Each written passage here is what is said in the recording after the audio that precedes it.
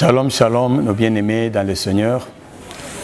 Nous sommes toujours là à votre service et nous vous demandons vraiment de prêter attention à ce que nous allons présenter comme message aujourd'hui.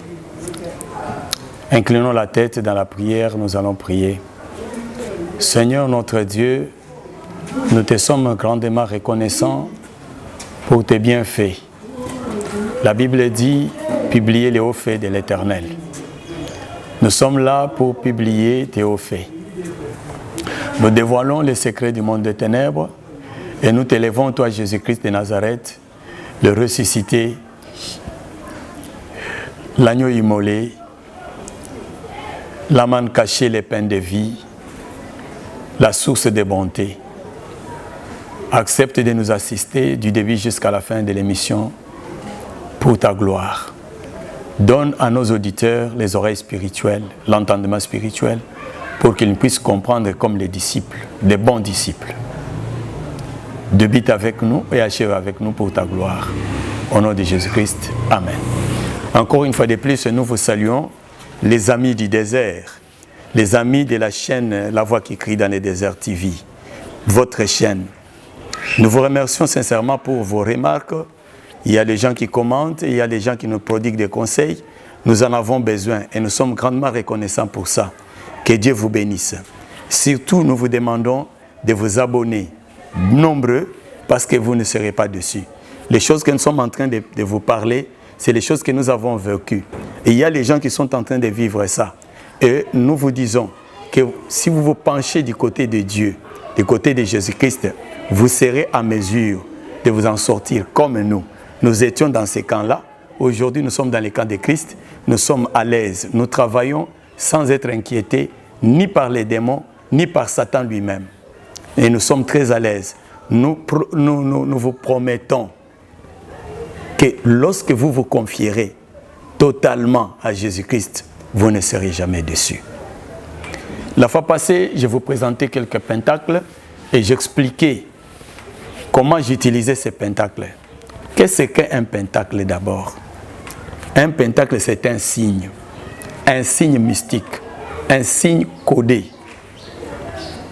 Dans les pentacles, il y a des mots de passe, il y a des choses significatives que les gens ne comprennent pas. C'est pourquoi dans la vie, quand vous voyez les gens faire des gestes dans des mains, par exemple comme ça, des gestes comme ça, par exemple comme ça, par exemple comme ça, tous ces signes-là, ont des significations plutôt, des significations sataniques et ont l'impact. Quand vous le faites, les démons savent que la personne qui fait ces signes-là, il a besoin de telle action ou de tel acte que eux-mêmes les démons vont poser. Aujourd'hui, je vais vous parler de la chasse nocturne. La chasse nocturne. Qu'est-ce que la chasse nocturne? Bien-aimés, vous devez savoir que lorsque nous dormons, nous les enfants de Dieu, lorsque nous dormons, nous prions et nous nous couchons sur les lits et le corps est en repos. Il y a les gens qui ne sont pas en repos. Ils ont pris seulement leur corps, ils l'ont déposé sur les lits. Mais leur esprit est sorti pour aller faire quelque chose. J'appelle toutes ces personnes-là des sorciers. Même s'ils sont des occultistes, il y a des magiciens sorciers. Il y a des sorciers magiciens. Il y a des magiciens occultistes et sorciers. Il y a des occultistes et sorciers. Les occultistes et sorciers, qui sont-ils? Ce sont des gens qui ont appris la science occulte, mais ils ont inséré une partie de la sorcellerie dans leur connaissance. D'ailleurs, ils appellent, au lieu de dire la sorcellerie, ils appellent ça voyage astral. Quand vous attendez quelqu'un qui dit « moi j'ai fait des voyages astrales », il veut vous dire tout simplement qu'à un moment donné, moi je laisse mon corps quelque part et mon esprit sort et va faire une opération quelconque et retourne dans le corps. Cette capacité-là de laisser le corps quelque part et sortir en esprit, aller travailler ou poser un acte et retourner, c'est ça ce que moi j'appelle la sorcellerie. Et c'est semblable, personne ne peut le nier. Parce qu'un sorcier la nuit, quand il dort, c'est son corps qui est au lit. Mais son esprit sort. Il va aller danser, il va aller manger, il va aller fêter, voire même il va aller tuer les gens dans des maisons. On lui dit par exemple, il va tuer telle personne. Il va et commet l'acte. On lui dit, va envoûter telle personne. Il va, il envoûte. Donc il laisse le corps sur les lits. Il sort avec l'homme intérieur. Hein, c'est ce que la Bible dit. Nous allons lire quand bientôt ces versets-là dans la Bible, parce que la Bible est très claire et la Bible est complète. Mes chers amis, j'ai lu des livres dans ma vie. J'ai lu plusieurs livres. Mais il y a un livre qui me surpasse. Un livre qui connaît tout. Un livre qui a tout entassé. Donc tout ce qui se passe sous cette terre, même au ciel, même dans l'avenir, est dans la Bible. Mais il y a des livres qui vous écrivent des choses qui n'ont pas l'avenir. Je salue Maman Godemboui. Je salue Papa Ernest. Je salue Papa Peggy. Je salue Papa Peggy. Que mon Dieu vous bénisse.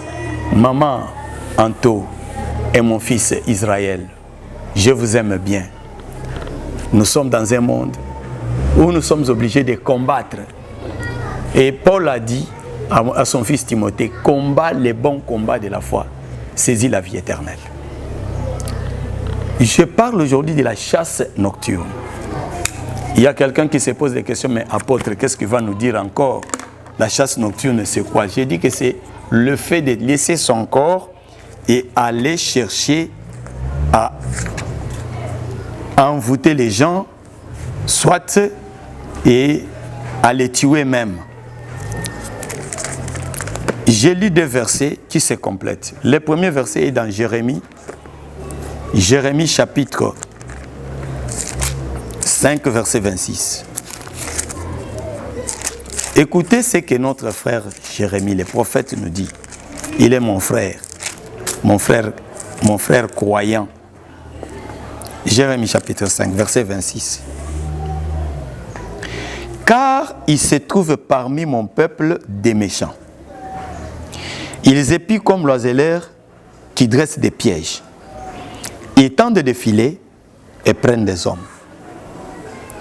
Écoutez un peu ce que Jérémie prophétise. Il y a des méchants sur cette terre où nous vivons. Et ces méchants-là, ces hommes-là méchants, ils épient comme l'oiseleur. Les oiseleurs, ce sont des gens qui font des filets, et ils les posent dans l'espace, et dès que les oiseaux viennent en vitesse, surtout la nuit, ils entrent dans les filets et ils sont pris dans les pièges. Alors, ils comparent ces hommes-là comme les oiseleurs. La Bible dit, ils épient comme l'oiseleur qui dresse des pièges. Ils tentent de filer et prennent des hommes. Les filets qu'ils tendent, ils les tendent non pour capturer les oiseaux, non pour capturer les animaux, mais pour capturer les hommes. Et physiquement comme ça, lorsque nous passons dans la rue, nous ne voyons pas là où on a mis des pièges pour que les hommes tombent dans ces pièges-là. On ne voit pas. Mais il y a des pièges. Je vais vous expliquer là tout à l'heure. Je voulais tout simplement vous dire que dans la Bible, il y a tout. Mais sauf qu'on ne lit pas la Bible et parfois on lit certaines choses, on ne les comprend pas très bien.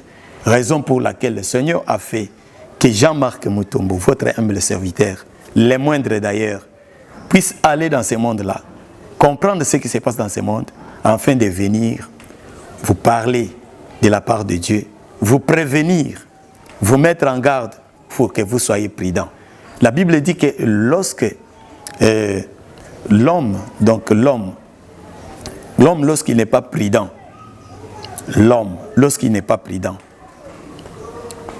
il tombe dans les pièges. C'est ça ce que la Bible dit. Quand la prudence fait défaut, les peuples tombent. Voilà. Tout ce que nous sommes en train de faire là, c'est prévenir le peuple de Dieu, préparer le peuple de Dieu pour qu'il ne puisse pas tomber dans les pièges de l'ennemi. Ce n'est pas seulement Jérémie qui prophétise ça. Vous allez voir que même notre apôtre Pierre, dans son épître, son 5e épître, dans son premier épître plutôt, le chapitre 5,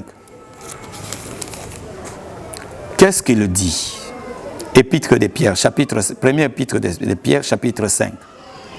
Le verset, c'est le verset 8 et verset 9. Qu'est-ce que notre apôtre Pierre nous dit? Il dit, soyez sobres, veillez. Votre adversaire, le diable, rôde comme un lion. Rôde, c'est-à-dire il est en train de faire des tours. Rôde comme un lion rugissant, cherchant qui il dévorera. Et il ajoute, résistez-lui avec une foi ferme, sachant que les mêmes souffrances sont imposées à vos frères dans le monde. C'est-à-dire dans le monde entier, nous sommes tous exposés, que ce soit en Afrique, en Europe, en Asie, en Amérique, en Océanie, partout dans le monde. On dit que nous tous, nous souffrons parce que ces démons-là, les agents du diable, les sorciers, les magiciens, les féticheurs, ils rôdent comme des lions rugissants. Ils cherchent qui ils vont dévorer. Donc, mon frère, ma soeur, tu es comme une proie telle que tu es là. S'il n'y a pas un sorcier de la famille qui te cherche, peut-être ton collègue de boulot, peut être sorcier, peut être occultiste, peut être magicien. Si ton collègue de service ou ton collègue est étudiant ou élève, si ce n'est pas lui, peut-être c'est un membre de ta famille. Si ce n'est pas un membre de ta famille, peut-être c'est ton voisin, la personne avec qui vous louez les appartements dans la même parcelle, dans les mêmes immeubles.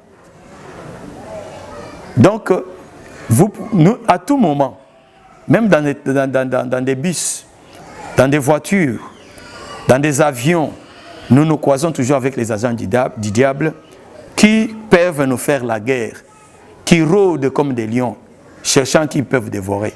Il suffit qu'ils te trouvent faible et que tu n'as pas Dieu, ils peuvent te faire quelque chose. Là, je ferme ma Bible, mais avant que je la ferme, je vais vous prévenir de quelque chose. Qu'est-ce que nous, on faisait dans le monde-là? Lorsqu'on était dans ce monde-là, on sortait la nuit et on allait se promener. Et ce qu'on faisait là, ce n'est pas une promenade, c'était une chasse. Vous voyez, même les chasseurs, chez nous en Afrique, je parle des Africains, tous les chasseurs africains, ils ont l'habitude de sortir, aller faire la chasse la nuit. Parce qu'ils savent que pendant la journée, la plupart des animaux se cachent. Ils se cachent. Mais la nuit, ces animaux-là sortent, ils vont chercher quoi manger. Et les chasseurs savent très bien que c'est la nuit qu'on peut rencontrer beaucoup des animaux. Ils sortent la nuit avec leurs armes, avec des torches, et ils vont en brousse en train de chasser les animaux, et puis ils en attrapent. Le diable aussi sait. C'est pourquoi, vous voyez, la Bible déclare certaines choses que nous n'arrivons pas très bien à comprendre. Quelle que soit la durée de la nuit, le jour apparaîtra. Quelle que soit la durée de la nuit, le jour apparaîtra. Jésus-Christ a dit, c'est l'heure des ténèbres, où les princes des ténèbres veulent agir. Vous savez qu'on avait arrêté Jésus. Ce n'était pas pendant la journée. Jésus-Christ a été arrêté par ses ennemis la nuit aussi. La nuit, il se passe beaucoup de choses. Écoutez-moi mes chers amis, écoutez-moi mes chers frères et sœurs, les amoureux de la parole de Dieu. C'est la nuit que le diable agit beaucoup plus que la journée. Ce que nous voyons, ce que nous vivons la journée, c'est le fruit de ce qui s'est passé la nuit. Si la nuit tu as été vainqueur devant les démons, devant tes adversaires, la journée tu vaincras. Mais si la nuit tu as échoué, l'échec là te suivra pendant la journée. C'est pourquoi lorsque les gens dorment, un enfant de Dieu sérieux, il ne peut pas dormir toute la nuit comme ça, sans se réveiller même une fois, pendant même 30 minutes ou 1 heure du temps pour prier le Seigneur. C'est ce que nous venons de lire. Veillez et priez. Veillez et priez. On doit veiller sur tout ce qui se passe tout autour de nous. On doit veiller sur nos enfants. On doit veiller sur nos femmes. On doit veiller sur nos maris. On doit veiller sur les membres de nos familles. Nous devons les éveiller, leur dire que la nuit, ce n'est pas le temps de dormir, mais c'est le temps de se réveiller et faire la prière. Surtout à minuit. À minuit, il y a les anges déchus qui descendent du ciel vers la terre. Il y a des esprits infernaux, des esprits qui sont dans les profondeurs de la terre, qui commencent à monter des bas vers les hauts. Ceux qui sont dans la mer, les sirènes, les génies des eaux, les génies des forêts, ils sortent dans leur demeure pour venir sur la planète Terre, visiter les vivants pour leur causer du tort. Et pendant la nuit, juste à minuit, pour ceux qui sont spirituellement, qui ont la connaissance spirituelle de l'angiologie, à minuit aussi, les anges quittent le ciel, ils descendent aussi, ils commencent aussi leurs activités, parce qu'ils savent que le monde a besoin d'eux. La Bible dit, l'ange de l'Éternel campe autour de ceux qui craignent Dieu pour les arracher au danger. C'est quel danger? La chasse nocturne. Qu'est-ce qui s'est passé? On nous donnait par exemple les ordres. Aujourd'hui, vous allez sortir la nuit. Qui nous donnait ces ordres-là? C'est Satan, Lucifer lui-même. Il nous donne les ordres d'aller faire la chasse. Dans la chasse nocturne, il y avait les gens qu'on ramassait. Dans la chasse nocturne, il y avait les gens qu'on achetait. Et dans la chasse nocturne, surtout, on ramassait beaucoup. Et surtout aussi, on achetait beaucoup. Qu'est-ce qu'est acheter? Je commence avec l'achat. La nuit, je sors avec mon argent. Quand je sors avec mon argent, je commence à me promener. Je peux jeter cet argent-là après avoir fait des incantations. Par exemple, j'ai dit, c'est les fruits de ma sueur. Je vais les jeter dans la rue. Toute personne qui va ramasser cet argent et qui va acheter quelque chose et manger, il s'est vendu lui-même. Donc, il s'est vendu à moi. Tout ce que je pourrai faire sur lui, je vais le faire. Parce qu'il a mangé ma sueur. Mais bien aimé, quand vous ramassez quelque chose dans la rue, ne dites pas bonne chance. Non, ce n'est pas la chance ça. Peut-être vous vous êtes déjà vendu il y a longtemps. Et aujourd'hui, ce que tu es en train de vivre, ce sont tout simplement les retombées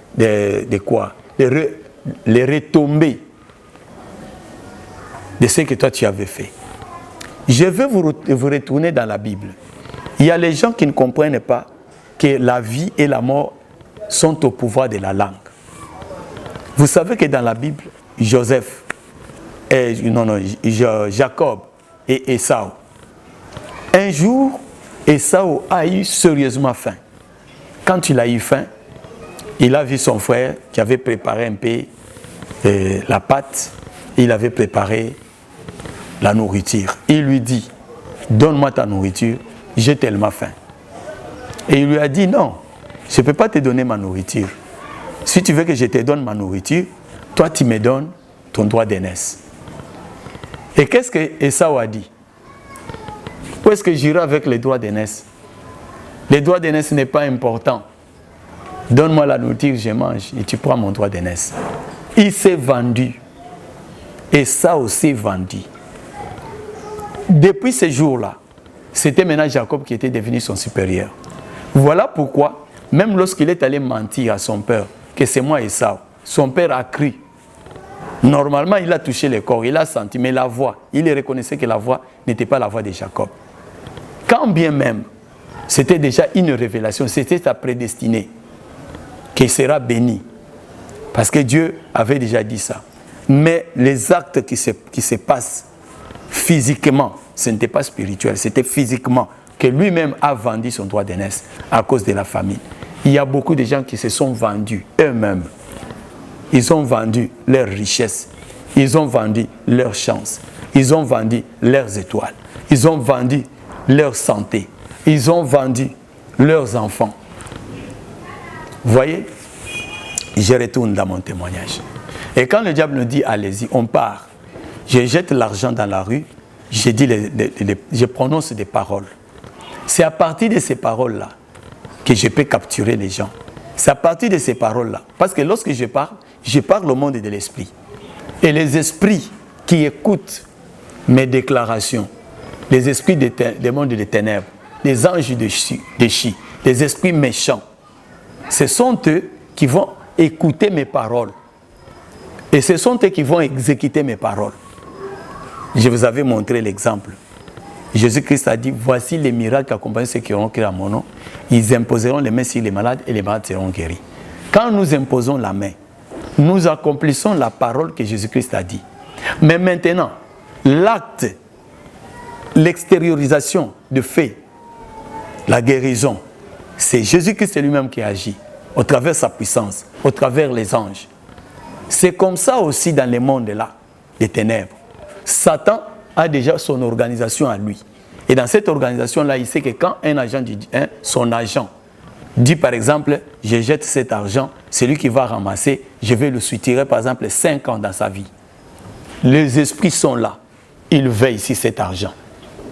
Et ils contrôlent les paroles. Et dès que quelqu'un ramasse cet argent-là, il achète quelque chose, il mange. Obligatoirement, on lui soutire 5 ans. Parce que les anges déchus, les démons, surveillent cet argent-là pour l'accomplir. N'est-ce pas, la Bible dit, Dieu veille sur sa parole pour l'accomplir. Satan aussi veille sur ses alliances, veille sur les gestes que les gens commettent, veille sur les pactes qu'il a faits avec ses agents pour l'accomplir. C'est comme ça. C'est 2 fils électriques, positif et négatif. Négatif, c'est le diable, positif, c'est Dieu. Maintenant, je retourne dans la chasse nocturne. Je pense que je suis très clair. Je sors, je laisse mon corps physique à la maison, je sors avec mon esprit. Ça, c'est ce qu'on a appris dans l'occultisme, dans la magie, c'est la science qu'on appelle voyage astral. Je sors, là je pars, je pars de rue en rue. Je me promène. J'entends par exemple les gens qui sont en train de se chamailler. Ils sont en train de s'insulter. Toi d'ailleurs, qu'est-ce que tu as? Tu n'es qu'un pauvre malheureux. J'ai dit, toi reste là-bas. On a dit que ce monsieur-là, il est pauvre et malheureux. Tu lui enverras des malheurs. Tu lui enverras la pauvreté. S'il a l'argent, tu soutires tout son argent. Maintenant, vous êtes en train de vous disputer. Vous ne savez pas qu'il y a les esprits qui passent. Il y a les agents du diable qui passent. Vous ne savez pas. C'est comme ça que les anciens, moi j'ai appris ça quand je n'étais pas encore dans la magie. J'apprenais, j'entendais les gens dire, il ne faut pas se chamailler la nuit. Ça c'est la nuit. Moi je n'aime pas de bruit dans ma maison. Moi je n'aime pas que les gens se chamaillent la nuit. Les gens, ils s'arrêtent là, à dire tout simplement, je n'aime pas de bruit dans ma maison. Je n'aime. Ou vous voulez frapper un enfant. Non, il ne faut pas frapper l'enfant. C'est la nuit. Donc nos ancêtres savaient que la nuit, le diable agit beaucoup. Mais au lieu seulement de dire que non, il ne faut pas faire ça, parce que les sorciers, les magiciens, les occultistes, ils font la chasse nocturne, ils vont seulement se limiter à dire c'est la nuit. Si vous voulez parler, attendez le matin. Si vous voulez que vous disputez, attendez le matin. Vous voyez un peu, ça vous est déjà arrivé comme ça. Soit dans les quartiers, soit dans la famille, vous vous chamaillez, on vous dit non, arrêtez ces histoires-là, il fait déjà nuit. C'est pour vous dire que la nuit, le diable est très en action, et très actif. Les démons sont en action la nuit. Et je passe, j'arrive quelque part, j'entends par exemple quelqu'un qui est en train de maudire. Celui qui m'a volé mes histoires, il verra, il ne sera pas heureux dans sa vie, tel qu'il m'a blessé, tel que j'ai l'amertume dans mon cœur, à cause de mon argent, à cause de telle ou telle chose qu'il a pris, tel que je me sens mal dans mon cœur, tel que je sens mal dans mon cœur. Lui aussi n'aura jamais la paix dans sa vie. C'est les paroles qu'il prononce. Alors, c'est ça, ramasser. Les paroles qu'on ramasse dans la rue. J'entends comme ça, je prends les paroles là, je présente ça au démon. Je dis, écoutez, c'est lui qui a maudit. C'est lui qui prononce les sentences. Ce n'est pas moi. Allez exécuter ces sentences. Donc la personne qui l'a volé, il ne peut pas être heureux, il ne peut pas être béni. Il faut qu'il souffre, et qu'il souffre plutôt. Il faut qu'il ait toujours des chagrins tous les jours dans la vie, de sa vie. Et quand je dis comme ça, je laisse les démons là. Mais c'est les démons maintenant qui vont chercher à voir qui est cette personne qui a volé. C'est les démons maintenant qui vont chercher à contrôler qui a posé cet acte. Tout ce que nous faisons est contrôlé par le monde spirituel. Voilà pourquoi les Français disent les murs ont les oreilles. Je ne sais pas, toi, dans ta maison là, tu as fabriqué les oreilles dans tes murs.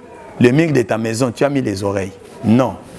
C'est tout simplement pour dire qu'il y a les esprits qui nous regardent. Il y a les esprits qui nous contrôlent. Il y a les esprits qui écoutent nos paroles. Ils nous surveillent. C'est là où vous nous dites, les murs ont les oreilles. En réalité, ce n'est pas le mur, mais c'est le monde spirituel, le monde invisible qui nous contrôle.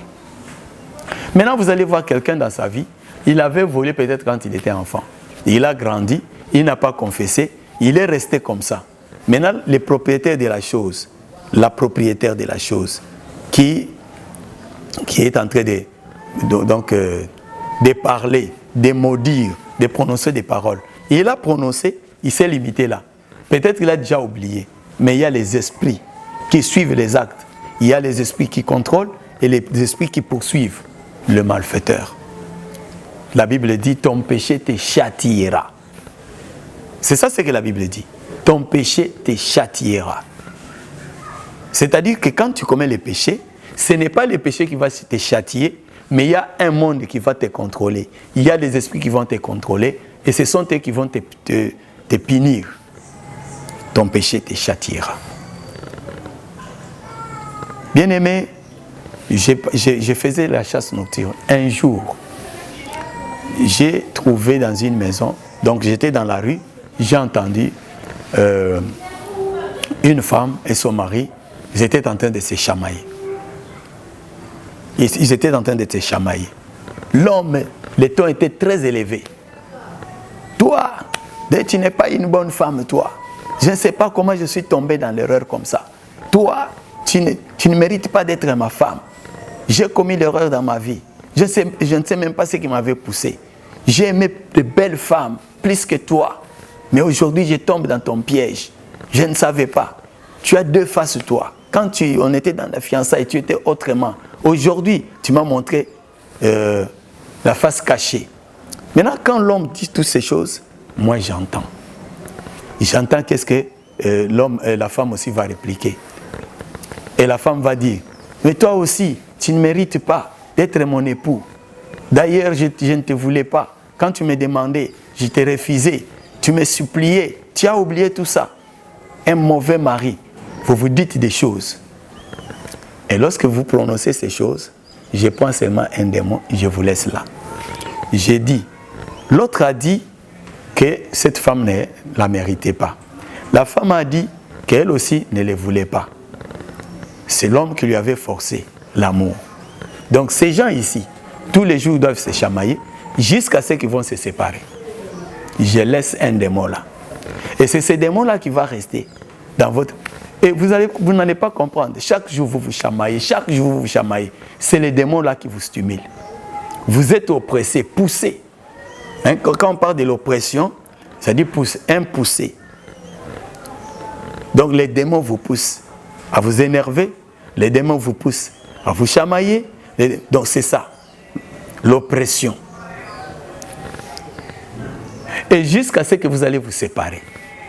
Et dès que vous allez vous séparer, vous restez petit. Bon, comment on s'est séparé comme ça?